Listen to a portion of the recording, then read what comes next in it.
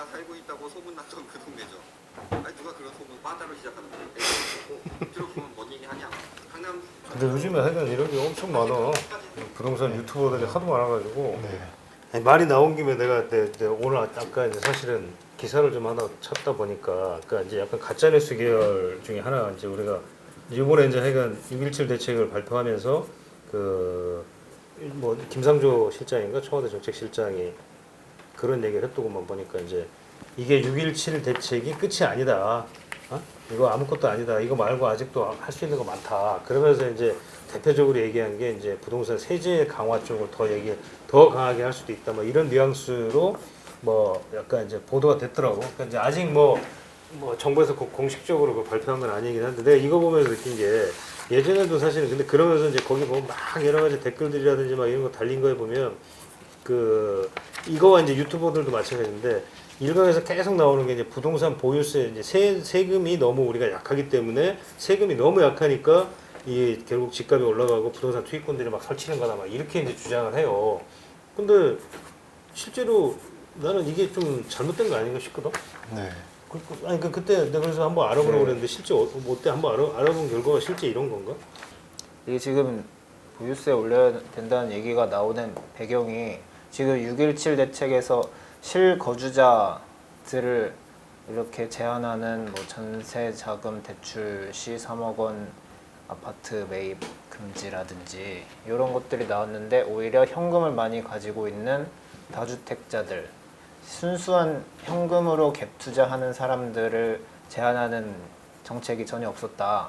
이런 비판이 나오니까 뭐 또 정부에서 이런 얘기를 하는 이거 나오게 된 배경이 네, 실제로 그런 얘기를 하는 건지 아니면 일부 언론에서 그런 예측을 해서 하는 건지는 모르겠습니다만은 결국에는 우리나라 보유세율이 그렇게 높지 않다라는 얘기 하는 것 같은데요. 그러니까 우리나라 보유세율이 너무 낮다는 거야 지금 네. 주장이.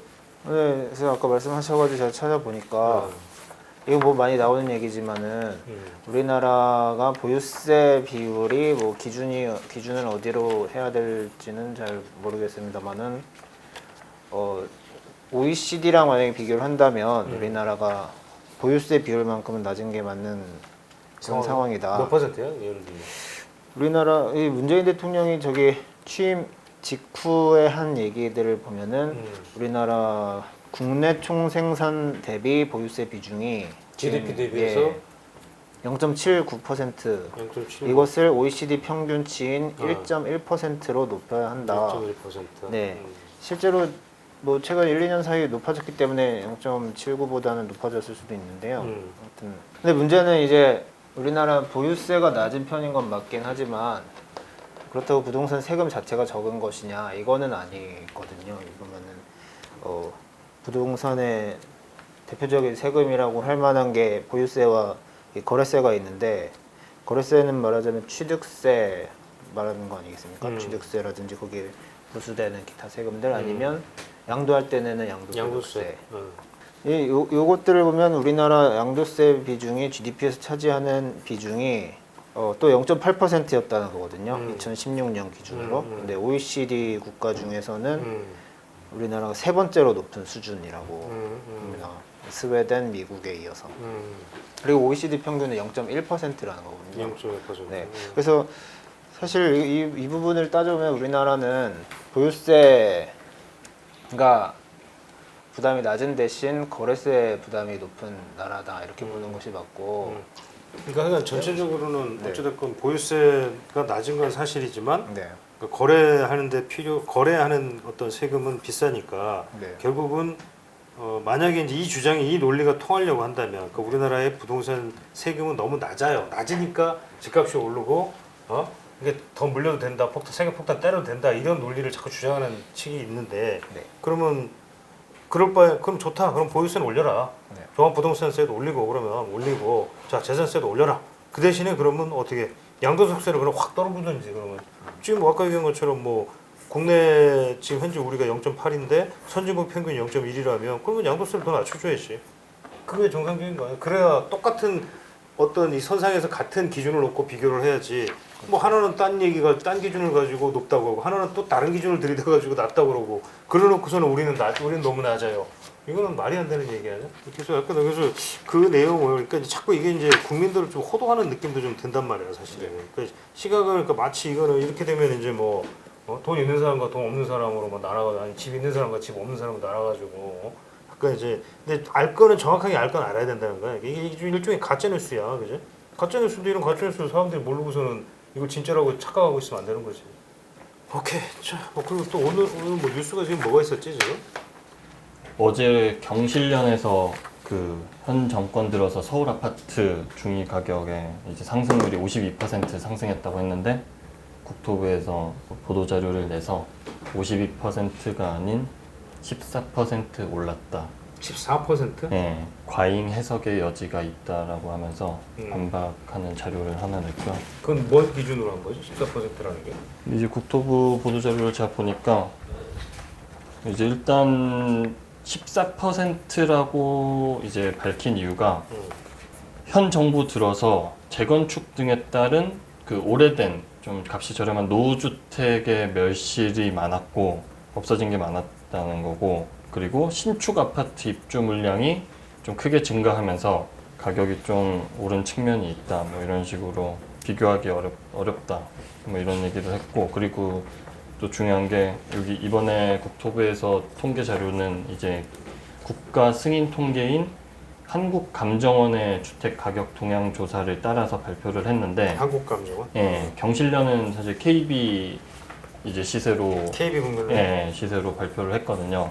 뭐 이 두 통계에 대한 논란이 항상 있어서 이번에도 뭐 그때 한번 박근혜 씨 한번 쓰지 않았어요? 예, 저희도 올해 네. 초인가 그때 이제 어. 강남 3구 집값을 두고 한국감정원이랑 KB에서 이제 발표가 좀 다르게 나서 이제 그거 썼는데 아마 그런 차이에서 좀 이 갭이 많이 벌어진 것 같긴 한데 그야말로 그건 정부의 주장 아니야? 그렇죠. 이게 기준을 어디에 두냐에 따라서 이제 결과가 달라진 건데 결국에는 근데 이제 지난번에 제가 취재했을 때도 한국감정원은 사실 전문 조사원이라고 하지만 한국감정원 직원들이 이제 그 자료를 파악을 하고 있더라고요. 그래가지고 좀 그런 데서 실제로 KB 시세화하는 거와는 좀 많이 차이가 있었던 사실 KB 시세가 좀 더 높은 편이 많거든요. 감정원보다는. 그때 기사 찾아보니까 감정원은 직원이 조사하고 표본 아파트는 KB가 2배가 많다. 이렇게 정리가 됐던데. 아, 표본이 더 많다? 그게 아마 아파트 가구 수 차이도 있고 막 그런 데이터 차이가 있어서 근데 되게 보면은 좀 하여간 내가 본 데는 정부가 이렇게 분리할 때 자기 유리한 대로 그냥 갖다 쓰는 것 같더라고. 요번에 유리하면 감정원 거 쓰고 뭐 이거 KB국민은행께 자료가 더 유리할 것 같으면 그거 갖다 쓰고 뭐 오늘 뭐 계속 그러는 것 같아. 네, 계속 역대로도 그래 왔어. 옛날 정부에서도 보면은 자기들한테 유리한 자료 갖다가 쓰고 뭐 통계라는 게 원래 그런 거지 뭐. 통계는 자기 유리하게 갖다 해석하는 측면이 있으니까. 하여간 그런 것 때문에 사실은 좀 시장에서 잘 정부 정책이 이게 진짜 믿을 수 있는 것에 대한 말들이 사실 많은 걸지도 모르죠. 근데 이번에 또 이게 또 6.17 대책을 또 연장선상을 놓고 보면은 규제지역 지정은 한국감정원 시세를 기준으로 이제 규제지역 지정이 이루어졌고 근데 이제 뭐 3억 이상 뭐 집 사면 담보대출 회수하고 막 그런 얘기가 있는데 그때 대출건에 관련해서는 KB 시세를 기준으로 또 하다 보니까 또 이제 예전처럼 똑같이 뭐 그런 혼동을 많이 겪고 있는 그딴 한 언론사 매체 뭐 취재한 내용 보니까 뭐 서울 공릉동에 있는 아파트가 이 KB 시세로는 3억이 넘는데 한국감정원으로는 2억대라고 하더라고요. 뭐 이런 경우에도 막 수요자들이 입맛대로 이제 기준을 잡고 있다 보니까 막 반발을 하고 있어서 3억 안팎으로 다르니까 두 기관이 통계가 그래 또 6.17 대책에서 이번에 대출액 줄어드는 문제 가지고 저희도 이제 오늘 기사 출고가 될 건데 실수요자들이 대출액이 갑자기 줄어들면서 좀 반발도 있고 이게 기준이 어떤 게 맞느냐 이런 말도 꾸준히 나오고 있더라고요. 그래서 좀 헷갈리는 부분들 정리를 해주면 어떨까 싶은데 나도 헷갈리더라고 그거 진짜. 네. 요즘에 뭐 자꾸 나오는데 뭐가 어떻게 되는 건지 모르겠어. 막 대출 하도 그냥 근데 또 정부가 이번에 또 금감원이 또 엊그젠가는 또 뭐 바꿨잖아. 네. 뭐 실수해서 피해 안 가도록 하겠다고 그러면서. 뭐 예를 들어서 인천처럼 비규제 지역이었다가 이번에 투기 과열지구로 올라간 지역에서는 LTV가 그러니까 집값의 70%까지 대출이 가능했다가 하루아침에 40%로 줄어들게 돼서 뭐 아파트를 새로 사는 데 있어서 어려움이 생기는 거면 모르겠는데 과거에 이미 분양을 받은 아파트를 입주를 하려고 대기를 하고 있던 사람이 LTV가 갑자기 30%포인트나 줄어들면서 잔금을 못 내게 되는 이런 상황들이 많이 생기는 그런 문제가 있더라고요. 중도금 대출 자체에는 문제는 없는데 그러면 네. 그런 건가 그러니까? 그래서 이제 중도금 대출을 그래서 이제 내가 잔금을 못 내게 생겼다. 이 LTV를 40%로 적용을 받으면 잔금을 도저히 낼 수가 없으니까 그래서 문제를 제기가 들어오니까 금융위원회에서 해석하기를 이미 중도금 대출을 받았지 않느냐. 중도금 대출을 회수하는 게 아니기 때문에 중도금 대출 한도 내에서는 기존의 LTV까지 인정을 해주겠다. 그러니까 이게 말장난이지만 중도금 대출로 만약에 60%까지 받았으면은 분양가 대비. 네, 분양가 대비 60%까지 받았으면 잔금을 내는 시점에 새로운 LTV 40%를 적용하는 게 아니라 이 중도금 대출의 한도까지는 LTV를 완화를 해주겠다. 아, 그러니까 내가 60%를 받았으면 네, 60%까지 인정해주고 네. 40%를 받았으면 40%까지 하고 만약에 30%만 받았다 그러면 10%의 여유는 더 있는 거네. 그 얘기인가 그러니까? 그렇게 이해하면 되는 거야. 그렇게 이해를 해야 되는 거구나. 근데 결국에는 중도금 대출을 받은 사람들이 잔금 내는 시점에 잔금 대출로 전환을 할 때 그렇지. 그 지금은 70%까지 됐던 거잖아요, 네. 그죠? 대부분의 경우에 그래도 잔금을 내는 데는 조금 무리가 있는 상황인 것 같더라고요. 그 부분에 대해서는 앞으로 좀 논란이 계속 되지 않을까. 사실은 좀 규제가 나오더라도 예측이 가능한 범위에서 나와야 되는 것 같은데 뭐 아파트 분양 이미 받아서 입주할 날을 기다리고 있던 분들이 갑작스러운 규제 때문에 이렇게 만약 입주를 못하게 되는 상황이라면 좀 반발이 있는 게 당연하지 않을까 뭐 이런 생각이 들고 있습니다. 그것뿐만 아니라 뭐 은행에서도 그리고 어떤 게 맞는 거냐 은행에서도 네. 대출 담당자가 다 헷갈려 하고 네, 있다고 네. 막 그러고. 대출 담당자도 헷갈린다. 네, 그래서 금융 당국에 네. 이런 요청을 하는 뭐 그런. 그러니까 이제 조정지역에서 주택담보대출을 받으면 6개월 이내에 전입을 꼭 해야 되잖아요. 그렇죠. 근데 그 집에 만약 세입자가 살고 있어서 6개월 이내에 못 들어가. 전입을 못할 경우 이 경우에 어떻게 해야 될지 아직도 저 기준이 안 정해진 게 나왔다고 없어. 하더라고요. 이사하려고 하는 곳에 1년 정도 계약이 남았어. 남아있다면 그런 경우 그 사람의 그러면 근데 나는 들어가지 못하니까. 예. 근데 법은 이렇게. 하여간 여기 규정상으로 6개월 내에 무조건 들어가라고 했어. 네네. 그럼 어떻게 되는 거야, 진짜 그러고? 이 사람은 어디 뭐 집을 팔아야 돼 그러면? 다시 계약 파기를 해야 되나? 그 부분에 대해서 정부가 뭔가 지침을 내리겠지만 그때까지는 일선 은행에서는 어떻게 답변을 해줄 수가 없는 상황인 거죠. 내일 회의실에서 또 얘기하면 될 것 같아요. 그럼 더 한번 알아보시고. 이건 아니 왜냐면 이게 계속 좀 이게 사실 실수요자들 입장에서는 이거 아주 중대한 문제거든 이거는. 그렇잖아. 당장 뭐 집 지금 살 사람 지금 아마 걸려 있는 사람들이 있겠지. 이런 상황에 지금 딱 걸려 있는 사람이 있을 거라고 그죠? 주택담보대출 받았는데 6개월 내로 갑자기 들어가라고 했어. 그럼 어떻게 해야 돼 이거? 뭐 집 팔아야 되고 막 난릴 텐데 이쪽에서는 또 못 나가. 아니 너 전세도 1년 남았는데 내가 왜 나가? 물론 이제 협의에 의해서 뭐 나갈 수 있겠지 사람이. 아 제발 좀 나가주세요. 제가 뭐 이사비라도 드릴게요라고 하면 뭐 어떻게 될지 모르겠지만 그거는 이제 멀쩡하게 기존 이 사람한테는 멀쩡한 또 피해를 유발시키는 건데 정부가 그죠? 이거는 좀 빨리 좀 뭐 조치가 좀 필요하긴 하겠네. 그러니까 이게 지금 보면 계속 나오는 게 너무 좀 뭔가 이번 조치가 약간 설익었어. 설익은 게 많아. 그러니까 좀 설익었고 약간 어거지가 좀 있는 약간 그런 정책들. 뭐 그런 거 많잖아. 사실 이번에 나왔던 게 대부분 보면 그런 것들이 너무 많아. 그래서 또 얘기할 만한 게 있을까 지금 우리가? 없으면 저거 한번 볼까? 오늘도 우리 댓글 중에 요거랑 비슷한 얘기긴 한데 저게 있던데 그 유튜브에서 땅집골을 검색하면 저희 채널로 들어갈 수 있는 거죠? 못 잡은 얘기지? 아니면 네이버에서도 쳐도 되나요? 네, 괜찮대. 못 잡은 얘기인 걸로 알겠어. 근데 이제 궁금해하는 분들이 좀 몇 개 있는데 그런 거에 대해서 우리가 좀 답변을 좀 해드리고 어제도 잠깐 그거 했었잖아, 그지? 이거 같은데요. 주택담보대출 안 받으면 전세 낀 매물을 구매 후 6개월 내에 안 들어가도 되는 그렇지, 거죠. 그렇지. 아까 뭐라고 그랬지? 알아보니까 이제 이거는 해당이 없는 거지, 그러니까 주담대를 안 받으면 6개월 내 전입 의무는 없다. 네. 그죠? 그래서 아까 이야기한 현금 보유자들의 갭 투자는 별로 제한이 없다. 그렇지. 예를 들어 10억짜리 아파트인데 전세가 6억 껴 있어. 근데 나는 그러면 사업 가지고 사업 현금 가지고 사업으로. 내 현금 사업이 있으니까 전세는 그냥 끼고 그냥 그대로 살래? 뭐 그럼 상관없는 거 아니야. 그죠? 결국 돈 넣고 그렇게 얘기하면 거꾸로 얘기하면 지금까지는 이제 돈 없는 사람이 은행 돈 빌려서 투자를 할 수가 있었는데 이제 앞으로는 돈 있는 사람들 쉽게 말해서 있는 자들의 머리 게임으로 바뀌는 거지. 네, 있는 사람 돈 줍줍. 없으면 그러니까 돈 없으면 뭐 니들은 근처에도 얼씬하지 말아라.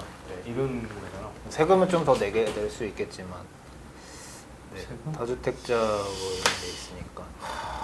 그렇긴 하겠지. 그러니까 뭐 2주택자가 3주택자 세금을 더 물리겠지. 네.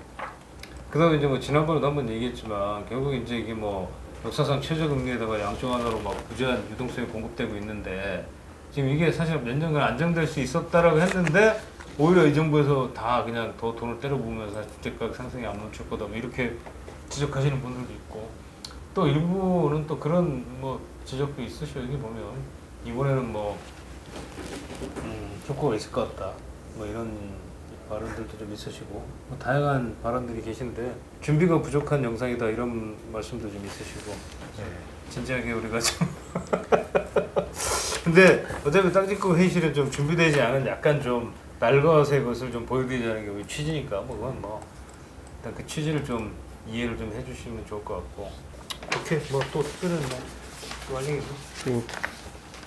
그거 찌라시.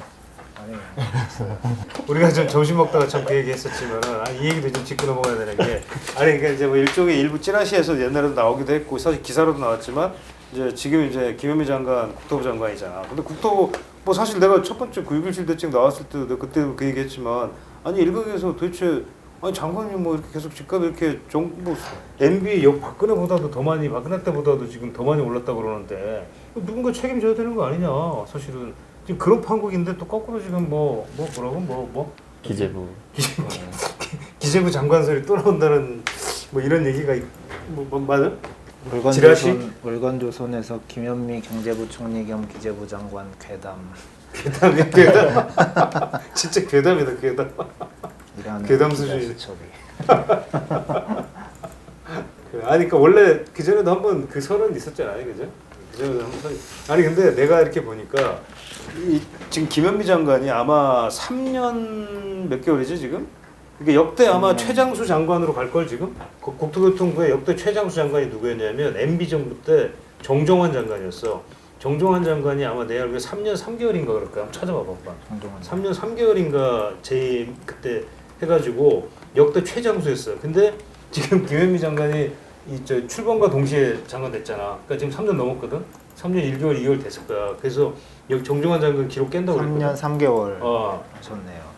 깬다고 그랬어. 그래서 이게 지금 그러니까 뭐 결론은 이런 거겠지. 그러니까 뭐 지금 현재 뭐 정부 지금 여당에서는 김현미 장관 잘하고 있는 거예요. 그러니까 뭐 계속 신임을 하겠지. 뭐 그런 걸 텐데 이건 완전히 시장에서의 생각하고는 전혀 다른 것 같아. 전혀 맞지를 않는 그런 거. 무슨 기준으로 도대체 이렇게 규제를 안 했으면 훨씬 더 많이 올랐을 거라고 생각을 하니까 이런 그런 결과가 건가? 나오지 않을까 지금 하신 싶은데. 분들이 그런 생각을 하실 수도 있고 저희가 이상한 건지 누가 이상한 건지. 그러니까 봐봐. 아니 MB 때도 사실 정종환 장관은 물론 좀 다른 측면, 정치적인 측면이 있었지. 이게 이제 정종환 장관 때는 그때 당시 이제 4대강 사업이 이제 MB 정부의 이제 최대 이슈였지 사실은. 뭐 야당으로 하고도 계속 많이 싸우고 그랬던 이슈인데 사실 그거에 대해서 정 장관만큼 잘 이렇게 막아낸 사람이 없었거든. 솔직한 얘기로. 근데 그러다 보니까 이제 신임이 컸겠지. 그리고 우리가 늘 계속 얘기했었지만 엊그제도 얘기했지만 집값도 별로 안 올랐어 사실은 이때는 MB 때는. 왜냐면 MB가 그걸 알아. 이 양반이 건설사 사장 출신이라 너무나 잘 알아. 이 건설의 생명에 대해서.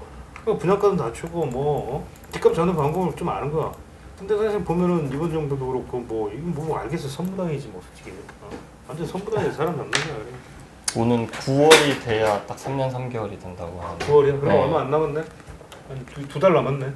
그럼 어떻게 두 달 동안 이렇게 좀 버티셔가지고 역대 최장수 기록을 좀 깨주시길 기대를 좀 2달에 한 번꼴로 대책이 나오니까 한번 마지막으로 마지막으로 그런 건 나올 수가 있고. 뭔가 그럼 혹시 3년 3개월 기록을 깨시려고 이렇게 기록을 깨고 내가 나갈 때 나가서 최다 대책 기록은 이미 깬 거 아니야? 최다 대책 기록은 이미 갱신하신 거 아니야? 연 한 번도 안 나온 것 같은데 어디? 한번 찾아보자. 한번 찾아가지고 다음에 우리 회의할 때 한번 최다 대책 기록, 응? 역대 그러니까 한 장관이 최다 대책을 내놓은 기록을 한번 찾아보자. 재밌을 것 같아. 내 생각에 1등이야. 그 기록은 깼고 이관왕 정도는 하셔야 되니까 이관왕 정도 역대 최장수 기록을 깨시는 걸 보고 이렇게 또 공통에서 전할 것 같아. 그만하자 이제. 오늘 여기까지 합시다. 아.